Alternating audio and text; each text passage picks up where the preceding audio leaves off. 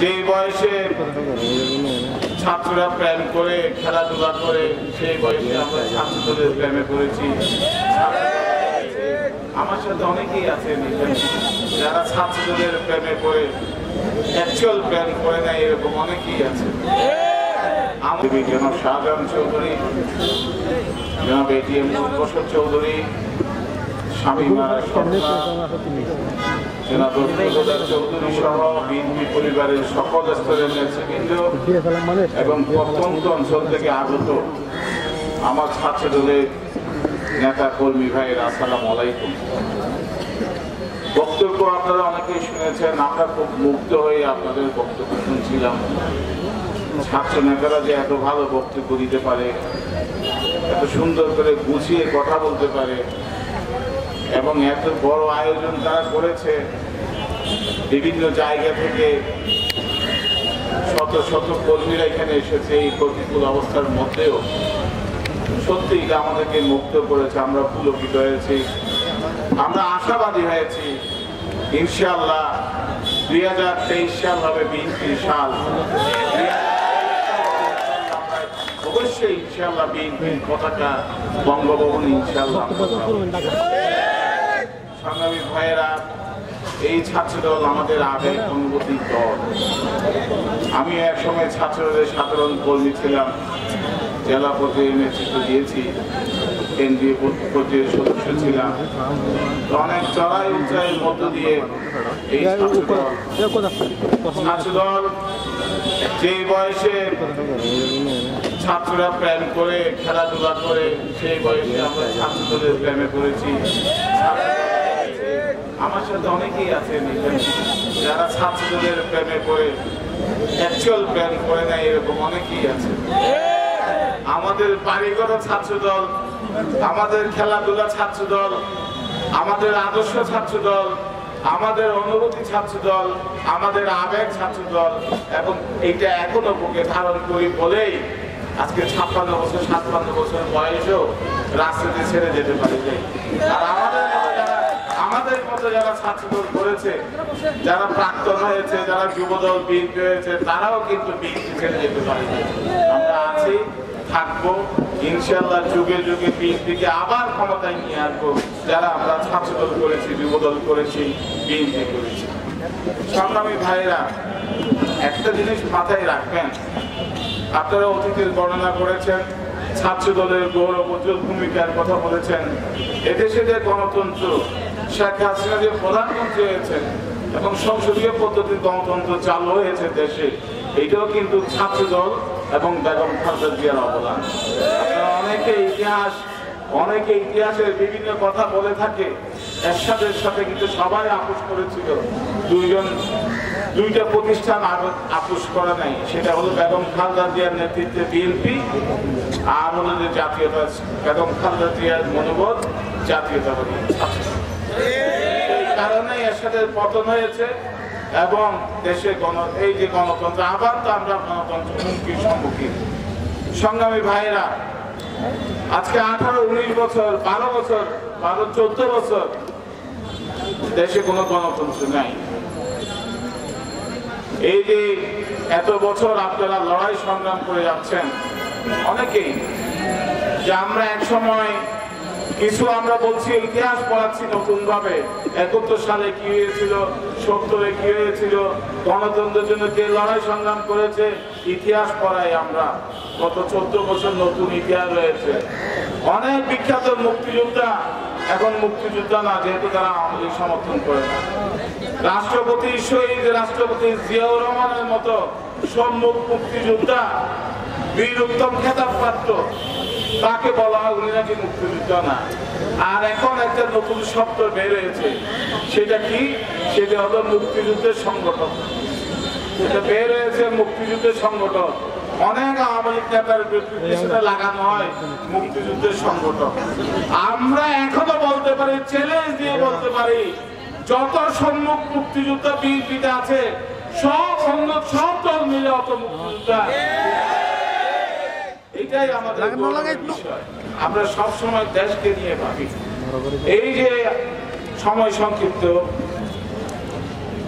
19 তারিখ 19শে ডিসেম্বরে গত মাসে 2022 সালে দুইটা দফা দিয়েছে, দুই ধরনের দফা দিয়েছে। একটা হলো 10 দফা, যেটা আলোচনা করেছেন শাহজাহান চৌধুরী, নূর বশর চৌধুরী। আরেকটা হলো 27 দফা। আপনারা পড়েছেন কেউ 10 দফা 27 দফা? কেউ তো পড়েন নাই, মাথা নাড়ছেন। কেউ পড়ছেন যে হাত তুলে তো কয়জন পড়ছেন? 10 দফা এবং 27 দফা ভালো করে পড়বেন, ভালো করে পড়বেন। আমি নিয়ে আসছি, ডাউনলোড করবেন। লিফলেটের জন্য অপেক্ষা করবেন না, কেন্দ্র থেকে পাঠাবে ওটার জন্য অপেক্ষা করেন না। ভালো করে পড়বেন এবং পকেটে রাখবেন। আমি অনেক আওয়ামী লীগ নেতাদের যে তারা পড়েও নাই 10 দফা কি 27 দফা কি, টক শুধু সমালোচনা করে। তো একজন আরেকজনকে জিজ্ঞেস করতেছে, আপনি কি 27 দফা পড়েছেন? বলতে আমি তো পড়েছি। তো বলেন তো, 2টা দফা বলেন তো, বলতে পারে না। এমনি সমালোচনা করতে থাকে। আগের সমালোচনা মানে যে সমালোচনা গল্পটার সমালোচনা। ভালো করে 10 দফা পড়বেন, 27 দফা পড়বেন, তারপর সমালোচনা করবেন। এই যে একটা 27 দফার মধ্যে একটা দফা আছে, কেউ 2 বারের বেশি রাষ্ট্রপতি হতে পারবে না আমেরিকার সিস্টেম, কেউ 2 বারের বেশি প্রধানমন্ত্রী হতে পারবে না। তারপর সব জায়গায় এই যে রাষ্ট্র কাঠামো মেরামতে এগুলো সব বলা আছে যে কিভাবে করবে। এই যে ক্রিকেট খেলায় যখন বাংলাদেশ জিতে সবাই আমরা খুশি হই না? সবাই খুশি হই। এই যে মহিলারা সেদিন সাব চ্যাম্পিয়ন গেমে জিতেছে, চ্যাম্পিয়ন হয়েছেন, পুরা দেশবাসী, আওয়ামী লীগ, বিএনপি সবাই আমরা খুশি হয়েছি। এই 27 দফা যদি কেউ পড়ে, আওয়ামী লীগ, বিএনপি, যে কেউ সরকারি কর্মচারী কর্মকর্তা যারাই পড়ে, পেশাজীবী যারাই পড়ে, এই 27 দফা, এই 27 দফা যদি কেউ পড়ে থাকে, যদি পড়ে, এইটা হলো মুক্তির সনদ, দেশের মুক্তির সনদ। এই 27 দফা যদি অক্ষরে অক্ষরে বাস্তবায়ন হয়, দেশে কোনো দুর্নীতি থাকবে না, দেশে কোনো অনাচার থাকবে না, একটি যুক্তি নির্ভর সমাজ প্রতিষ্ঠা হবে। এখানে আওয়ামী লীগ করলে সে 1 নম্বর নাগরিক, বিএনপি করলে সে দেশের শত্রু, এইরকম কোনো কথা থাকবে না। এখানে আমরা স্পষ্ট বলে দিয়েছি যে প্রতিহিংসার রাজনীতি হবে না। 10 দফাটা কি? 10 দফাটা আন্দোলনের মধ্য দিয়ে আমরা সবাইকে সংগঠিত করতে চাই। একটা তত্ত্বাবধায়ক নিরপেক্ষ সরকার সংবিধানের ভিত্তিতে, তারা কথায় কথায় সংবিধানের কথা বলে আওয়ামী লীগ। সংবিধানে লেখা আছে প্রত্যক্ষ ভোটে সরকার নির্বাচিত করতে হবে। কেউ ভোট দিয়েছেন আপনারা? গত সংসদে গত 3 বার যে ইলেকশন, সেই ইলেকশনে দেশের 80% মানুষ কেউ ভোট দিতে পারে নাই। তাহলে তারা সংবিধান লঙ্ঘন করেছে। আমরা কি সংবিধান লঙ্ঘন করছি? তারা সবচেয়ে বেশি সংবিধান, জঘন্য সংবিধান লঙ্ঘন করে। জাপানের মতো রাষ্ট্রদূত, যারা কথা বেশি বলে না, বাংলাদেশের সবচেয়ে বেশি অর্থ সাহায্য করে, জাপানের মতো রাষ্ট্রদূত তার বক্তৃতায় কি বলেছেন প্রেস কনফারেন্সে? রাতের বুট আমি আর দেখি নাই। পৃথিবীতে কোথাও মধ্যরাতে যে বুট হয় এটা আমরা জানি না। এটা জাপানি রাষ্ট্রদূত, আমি বলি নাই, জাপানি রাষ্ট্রদূত বলেছে। এখন আমরা যদি বলি তাহলে তো ডিজিটাল মামলা হবে। ডিজিটাল মামলা হবে, সাংবাদিকরা কিছু লিখলে যে জাপানি রাষ্ট্রদূত তো মামলা করেন না, মামলা দেখি ক্ষমতা কি। এই যে এইভাবে দেশটাকে যে আপনারা একটা অকার্যকর রাষ্ট্রে পরিণত করছেন, দেশটাকে যে আপনারা একটা মৃত্যুকে রাষ্ট্রে পরিণত করছেন, এই যে দুর্নীতি, ব্যাংক তো লুট হয়ে গেছে, ব্যাংক তো নাই, টাকাই নাই ব্যাংকে। দুর্নীতি কোন সেক্টরে এই সরকারের কোনো সফলতা নাই। অনেকেই বলে উন্নয়ন করেছেন, এই করেছেন, সেই করেছেন। 14 বছর আপনারা ক্ষমতায় আছেন। 10 কিলোমিটার রুট করলে তো অনেক রুট হয় দেশে। এগুলো তো একটা স্বাভাবিক নিয়ম। কেউ তো আর পকেটের পয়সা দিয়ে দেশে উন্নয়ন করেন নাই। আপনারা উন্নয়ন করেছেন বিদেশি সাহায্য নিয়ে, অথবা দেশের ট্যাক্স নিয়ে। আর এই ট্যাক্স, বিদেশি সাহায্য, এটা সঠিকভাবে এটা অর্থ বাস্তবায়ন করতে হবে। এখানে দুর্নীতির কোনো প্রশ্ন দেওয়া যাবে না। কিন্তু আপনারা কি করেছেন? বালিশ নিচের থেকে উপরে উঠেছে 5,000 টাকা, কি ক্যারিং চার্জ বলে 5,000 টাকা, একটা পদ্মার দাম 1 লাখ টাকা। এইভাবে আপনারা এই 10 টাকার জিনিস 100 টাকায় দেখিয়ে 90 টাকা আপনারা লুট করে দিয়েছেন। এই টাকা কি হবে? এই টাকা আমাদেরকেই ট্যাক্স আমাদেরকেই শোধ করতে হবে, এই লোন আমাদেরকেই শোধ করতে হবে। তো আমি যে কথা বলছিলাম, আমাদের ছাত্রদলের ভাইরা, ছাত্রদল কি? ছাত্রদল হলো পথ করে দেয়, আন্দোলনের পথ করে দেয়। 1970 সালে 52-এর ভাষা আন্দোলন, 70-এর আন্দোলন, 71-এর মুক্তিযুদ্ধ, সব কিন্তু ছাত্ররা আগে পথ করে দিয়েছে। ওই পথ দিয়ে কিন্তু জনগণ গেছে, রাজনৈতিক দলগুলা হেঁটে গেছে। তা আপনাদের এখন যা করতে হবে সেটা হলো জনগণকে সংগঠিত করতে হবে। এই 2টা কাগজ 10 দফা 27 দফা পকেটে রাখবেন, আপনারা নিজেরা পড়বেন এবং জনগণকে বলবেন। এই যদি বলেন বুদ্ধিজীবী হোক, যে কোনো কি হোক, আপনাদেরকে সমর্থন করবে। দল যে দল করবে করুন, কিন্তু এই 27 দফাকে সবাই সমর্থন করবে। কিন্তু আপনারা তো বলেন নাই, করতে হবে আপনাদের। শুধু জিয়াউর রহমানের কথা বলে, শুধু খালেদা জিয়া, তারেক জিয়া অথবা নেতৃবৃন্দের কথা বলা হবে না, যুক্তি নির্ভর কথা বলতে হবে সবাই। ওনাদের কথা বলবেন, ওনাদের আমাদের নেতা, অনেক বড় নেতা, কিন্তু সাথে দাবি দেওয়া কি, আমাদের লক্ষ্য কি, আমাদের উদ্দেশ্য কি, এইসব সাথে বলতে হবে। এই যে 2টা কাগজ যে দিয়েছে কেন্দ্রীয় কমিটি, আমাদের তারেক রহমান সাহেব অ্যাক্টিং চেয়ারম্যান, এই 2টা কাগজ যদি আপনারা ঠিক মতো জনগণকে বোঝাতে পারেন, তাহলে কিন্তু আন্দোলন সফল হয়। আমরা অহিংস আন্দোলনের মধ্য দিয়ে সফল করতে চাই আন্দোলনকে। সেটা কি? আপনি শুধু কর্মী দিয়ে আন্দোলন সফল হবে না। শুধু কর্মীদের বুঝে রাখেন, শুধু কর্মী দিয়ে আন্দোলন সফল হবে না।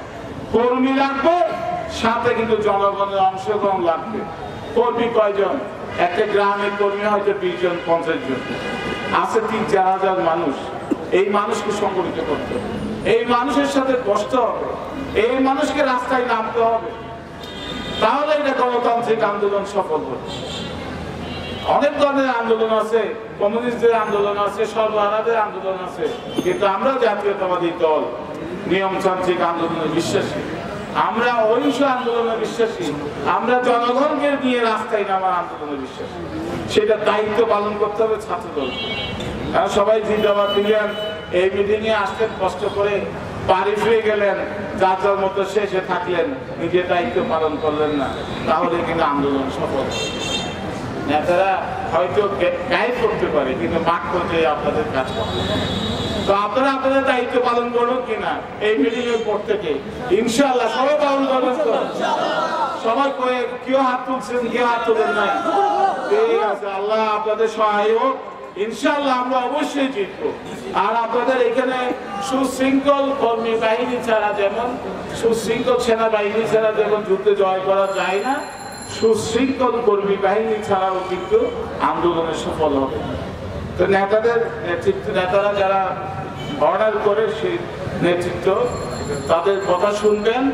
এবং দ্বিতীয়ত, যে ঐক্যবদ্ধ, আপনারা বক্তৃতায় ঐক্য বলেন, কিন্তু কাজে তো আমরা দেখি না ঐক্য। সেটা আজকে অনেক দেখছি বক্তৃতায় সবাই দাঁড়াই ঐক্যবদ্ধ, যে আলগা মিছিল নিয়ে আসছে সেও বলে ঐক্যবদ্ধ, যে একসাথে আসছে সেও ঐক্যবদ্ধ। ঐক্যবদ্ধ কার্যকর ঐক্যবদ্ধ ঐক্যের একটা কথার একটা দাম থাকতো। আপনারা যে বক্তৃতা দেন, আমাদের নেতারাও বক্তৃতা দেয়, আমরাও দিই, ঐক্যবদ্ধ থাকতে হবে, টাকাও দেয়, ওই কার্যকর কথা ঠিক থাকতে হবে।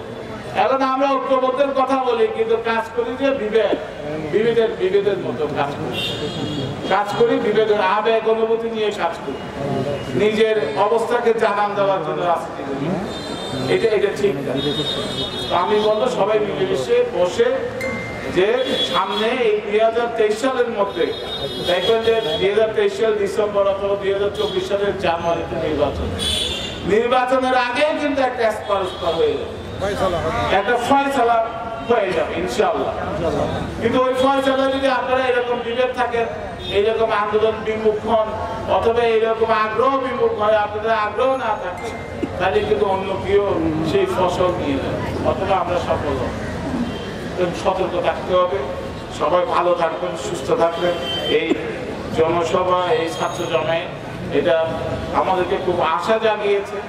ইনশাআল্লাহ আমরা বিশ্বাস করি এই ছাত্র জমায়েত, আপনাদের এই দৃঢ় মনোবল, এই আপনাদের উচ্চকণ্ঠে আওয়াজ, এগুলো সব আমাদের কাজে আসবে ইনশাআল্লাহ। আমরা 2023 সালে, 23 সাল হবে আমাদের সাল, 23 সালে ইনশাআল্লাহ জাতীয়তাবাদী দল ইনশাআল্লাহ ক্ষমতায় যাবে। এই কথা বলে সবাই ভালো থাকুন, সুস্থ থাকুন। এবং তোমাদের রেলি আছে, ওদের নেতারা রেলি ঘোষণা দিয়েছেন, আপনারা ওই রেলিতে আপনারা সবাই থাকবেন। রেলিতে এই কথা বলে সুশৃঙ্খল ভাবে সবাই থাকবেন, এই কথা বলে